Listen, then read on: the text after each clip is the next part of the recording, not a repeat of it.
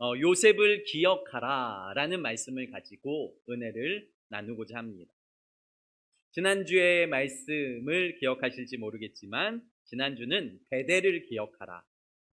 야곱이 자신의 욕심대로 자신의 방법대로 성공을 하고 그리고 많은 것들을 모으고 그리고 많은 것들을 가지며 자기가 복된 사람이라고 생각했지만 결국은 그가 자신의 힘으로 자신의 인생을 감당할 수 없을 때에 하나님은 그를 다시 베델로 올라가라, 예배의 자리, 기도의 자리, 하나님을 만나는 자리로 올라가서 그곳에서 그의 삶을 회복시켜 주시는 모습을 오늘 우리는 바라보게 됩니다.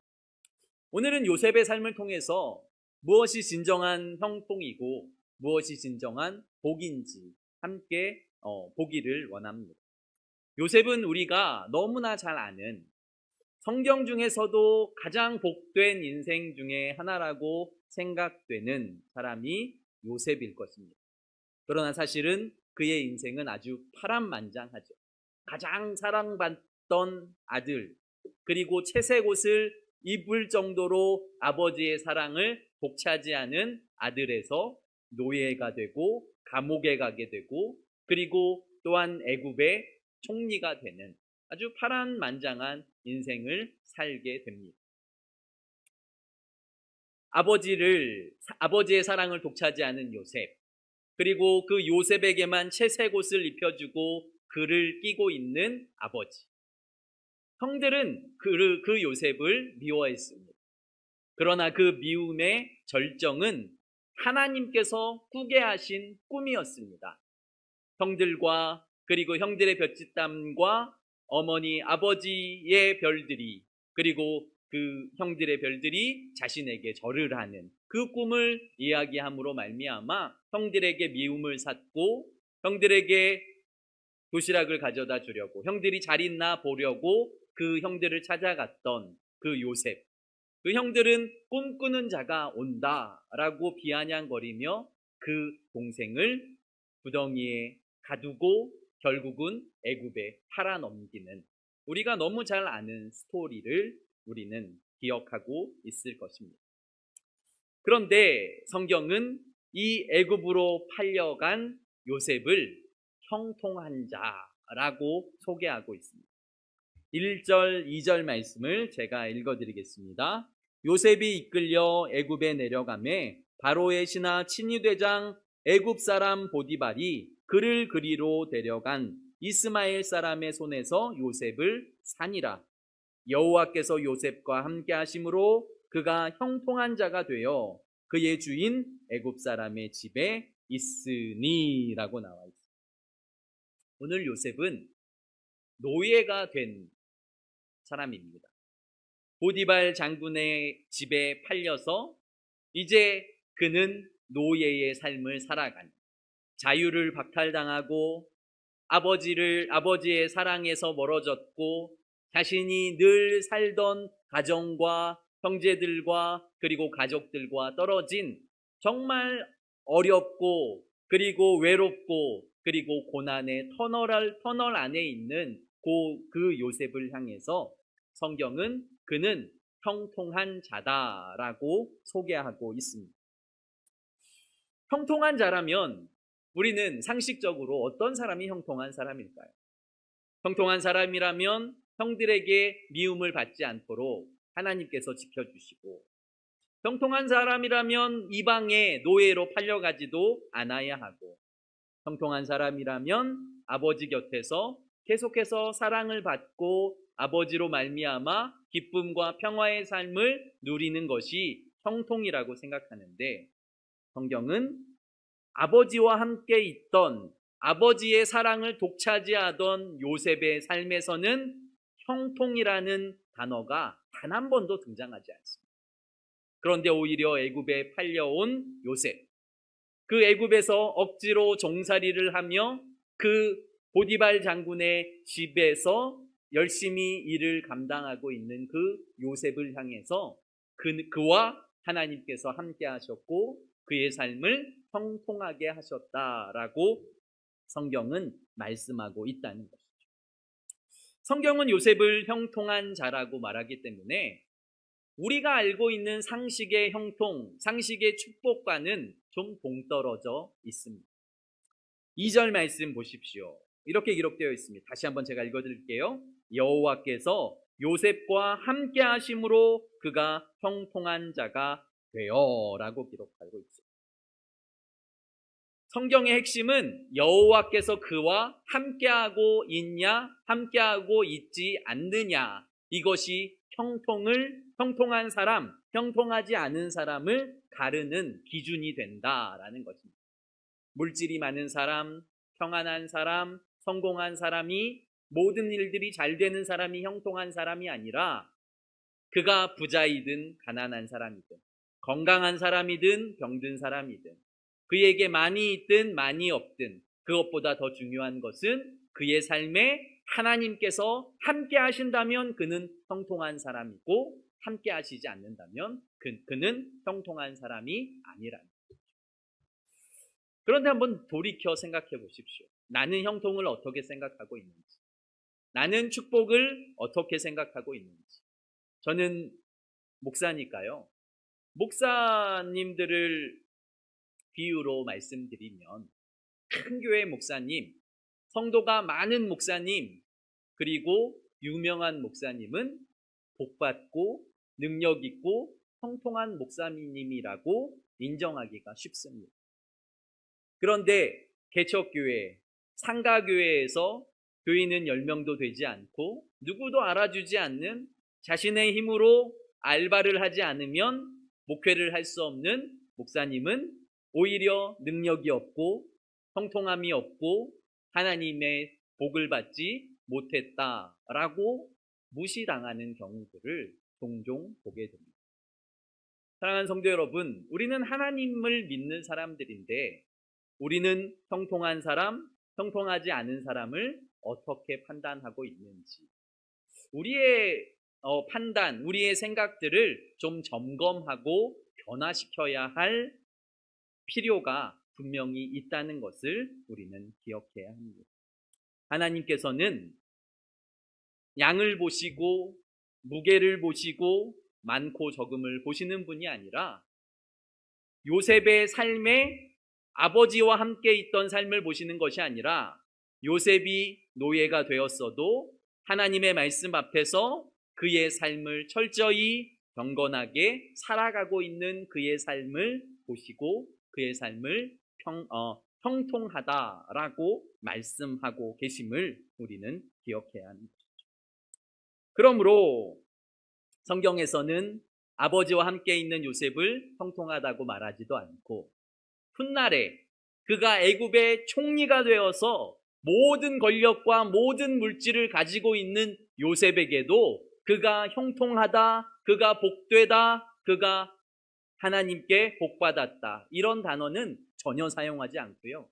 오히려 보디발 장군의 아내에게 모욕을 당하고 오해를 받아서 감옥에 갇혀 있을 때 억울함과 그리고 고통과 두려움 가운데 있는 그때에 또 성경은 감옥에 있는 요셉을 향해서 하나님이 그와 함께 하심으로 그가 형통한 자가 되었다라고 표현하고 있다는 거예요.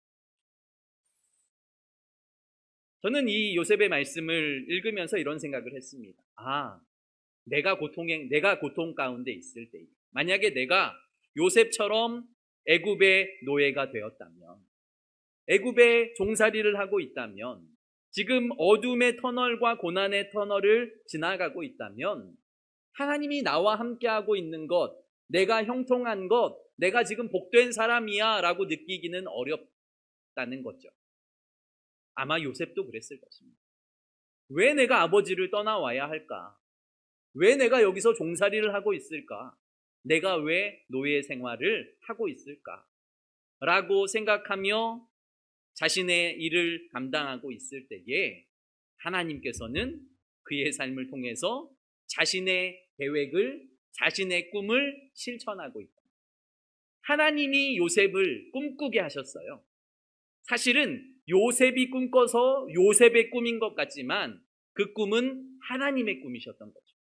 하나님께서 요셉을 높이셔서 12 형제들이 그 집안의 11 형제와 그리고 부모님들까지 그에게 절할 수 있는, 그리고 그를 높은 자를 삼아서 그의 하나님의 계획하심과 하나님의 구원하심을 이루시기 위한 하나님의 계획이 그의 가운데 있었음을 그는 몰랐을 것입니다. 3절 말씀 한번 보십시오. 그런데 그 주위에 있는 사람들이 그것을 깨달았습니다. 3절 말씀, 그의 주인이 여호와께서 그와 함께 하심을 보며 또 여호와께서 그의 범사에 형통하게 하심을 보았더라. 요셉은 모르는데 그의 주인인 보디발 장군은 그의 요셉의 삶을 바라보며 하나님께서 요셉과 함께하고 있고 하나님께서 요셉의 삶을 형통하게 하고 계심을 보고 있었다는 것이죠. 우리가 우리의 삶을 보기에는 부족하고 못났고 무언가 잘못된 삶을 살아가는 것 같지만 하나님을 믿고 하나님의 말씀대로 살아가려고 힘쓰고 애쓰는 자들과 함께하고 있는 하나님의 모습을 믿지 않는 자들이, 아니면 나의 남편이, 나의 아내가, 나의 가족들이, 나의 성도들이, 우리의 성도들이 보고 있다면 그것은 우리를 형통하게 하시는 하나님의 은혜가 우리와 함께하고 있기 때문이라는 것이죠. 무슨 말씀을 드리고 싶습니까?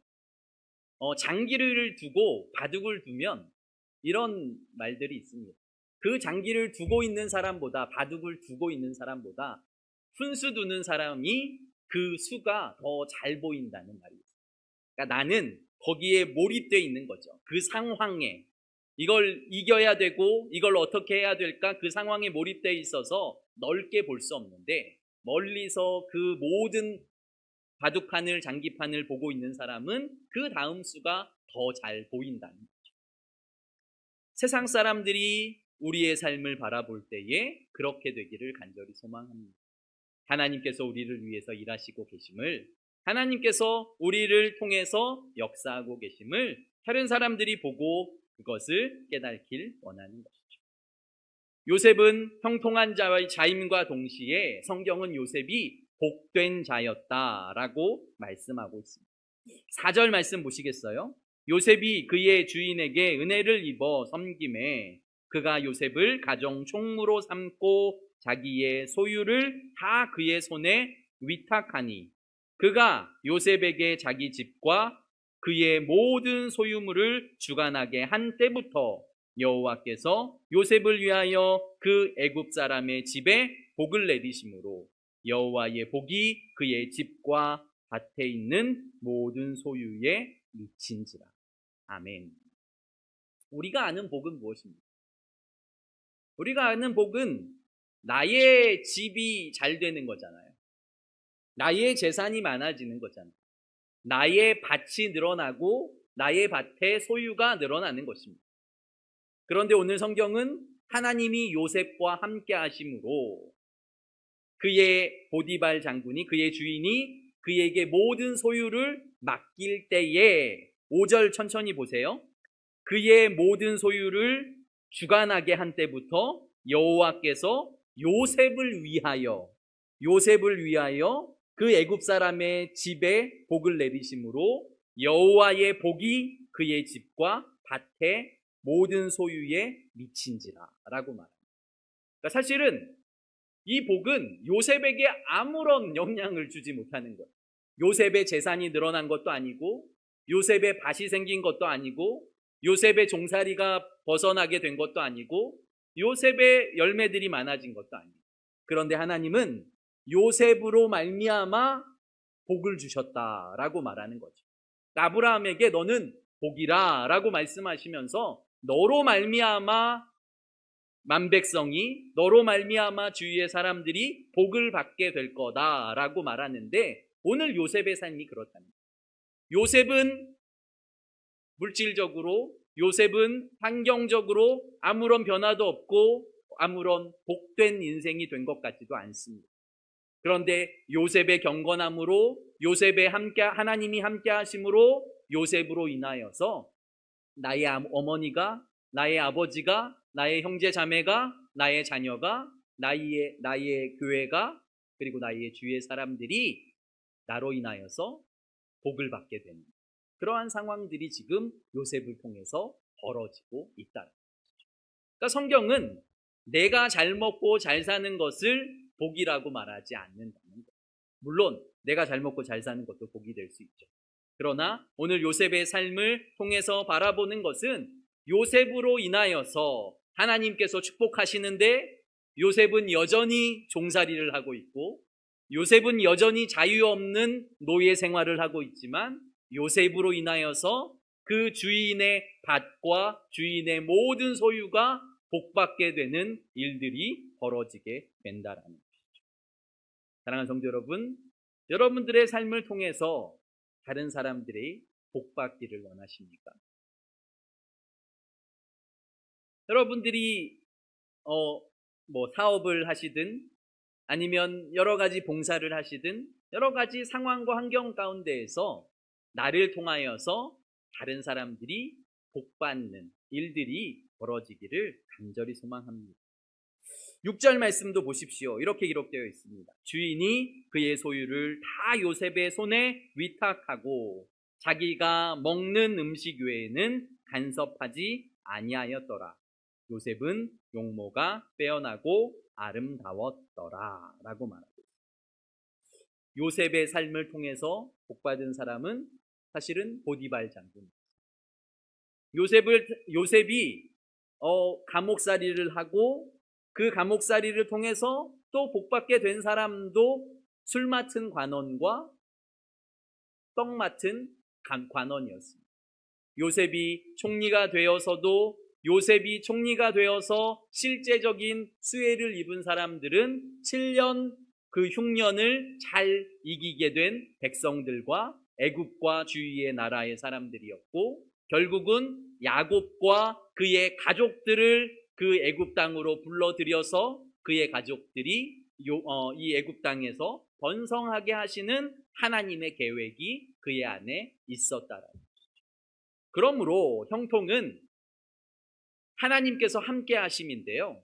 고난의 순간에도 우리가 이해되지 않는 순간에도 하나님이 나와 함께 하심으로 이 어두운 터널 가운데에도 나를 형통하게 하시는구나 라고 믿는 사람들만 이 길을 통과할 수 있다는 것이죠. 우리는 요셉처럼 되고 싶다고 기도는 합니다. 물론 총리가 되고 그리고 하나님의 놀라운 지혜들을 얻는 것들만 원할 수 있지만 이 모든 어려움 가운데 신실하게 요셉이 하나님을 신뢰하고 하나님을 떠나지 않고 하나님 앞에 계속해서 머물러 있었기 때문에 하나님의 말씀이 그를 따라다녔고 하나님의 계획하심이 그를 인도하셨고 하나님으로 말미암아 그가 형통한 자가 되고 복된 자가 되어서 그와 함께하고 있는 그의 삶을 통해서 많은 사람들이 하나님의 복을 누리게 되고 하나님의 계획하심을 보게 되는 놀라운 은혜의 역사들이 일어나게 되었다라는 것이죠. 결론으로 말씀드리면 요셉은 자신의 잘못으로 시험당한 적이 없습니다. 하나님께서 꿈꾸게 하셨고 아버지가 그를 사랑했고 그런데 그것이 요셉에게 어려움을 가져다 주게 되었고 또한 보디발 장군의 아내의 거짓됨으로 말미암아 그는 또다시 감옥에 갇히게 되고 그는 자신이 계획해서 자신이 잘못해서 벌어진 일들이 하나도 없지만 결국 그의 어려움과 고난을 통하여서 모든 사람들이 형통함을 바라보게 되고 축복을 누리게 됩니다. 사실은 이것과 연결되는 것이 예수 그리스도입니다. 예수 그리스도께서 오셔서 자신의 잘못과 자신의 어떠한 이유 때문에 고통을 당하는 일들이 없습니다. 결국 그의 고통으로 말미암아 우리가 나음을 입고 우리가 구원함을 받고 우리가 회복함을 받게 되는 것. 이것이 예수 그리스도가 그러니까 요셉이 예수 그리스도의 예표가 되는 그러한 일들이 우리 안에 벌어지게 되는 것이죠. 사랑하는 성도 여러분, 우리가 다시 한번 다짐해야 할 것은 하나님의 형통은 세상의 형통과 다르다. 하나님의 복은 세상의 복과 다르다. 내가 부자여도 가난해도 그것보다 더 중요한 것은 내가 하나님과 함께하고 있는지. 하나님이 나와 함께하고 계시면 내가 어떤 자리에 있어도 나는 형통한 자고, 하나님께서 나와 함께하고 있으면 나로 말미암아 주위의 사람들이 복을 받게 되고 은혜를 받게 되고 하나님을 알게 되는 것, 그것이 진정한 형통이랍니다. 보디발 장군은 하나님을 믿지 않는 사람이었거든요. 보디발 장군은 애굽의 바로의 경호실장과 같은 그 왕을 지키는 군인이었기 때문에, 장군이었기 때문에 그는 오히려 이방신을 섬기는 사람이었을 확률이 훨씬 큽니다. 그럼에도 불구하고 이방신을 섬기던 그 이방인이 요셉의 삶을 통해서 하나님의 살아계심을 보고 하나님께서 형통하게 하심을 보고 하나님께서 복주게 하심을 보며 그의 삶을 통해서 하나님의 살아계심을 깨닫게 되었다라는 것이죠. 요셉이 대단한 자리에 올라갔을 때에 하나님을 본 것이 아니라 요셉이 가장 연약하고 가장 볼품없고 노예 생활을 하고 있을 때에 하나님은 그를 통해서 하나님을 드러내고 하나님을 나타내셨답니다. 내가 높은 자리에 없어서 나는 전도할 수 없어. 나는 물질이 없어서, 나는 이 정도 능력이 되지 않기 때문에, 이것이 아니라 하나님이 나와 함께 하시면 나는 빛과 소금의 역할들을 감당하는 놀라운 세상의 빛이 되고 소금이 될 수 있다는 것을 기억하시고, 하나님, 내가 주님과 함께함으로 형통한 자가 되게 하소서. 내가 주님과 함께함으로 나로 말미암아 주위의 모든 사람들이 복을 받게 하여 주시옵소서 기도하시며 승리하시는 성도 여러분들의 삶이 되시기를 예수 그리스도 이름으로 축복합니다. 아멘. 기도드리겠습니다. 사랑 많으신 아버지 하나님, 오늘 요셉을 기억하라 라는 말씀을 가지고 은혜를 나누었습니다. 아버지 하나님, 우리가 흔히 생각하는 형통은 무엇입니까? 우리가 흔히 생각하는 축복은 무엇입니까? 그러나 성경은 요셉이 가장 낮은, 가장 철저히 외롭고 그리고 어두움 가운데 있을 때에 그가 형통했고 그가 복되고 그가 하나님이 그와 함께 하셨다라고 성경은 계속해서 요셉을 증거하고 있습니다.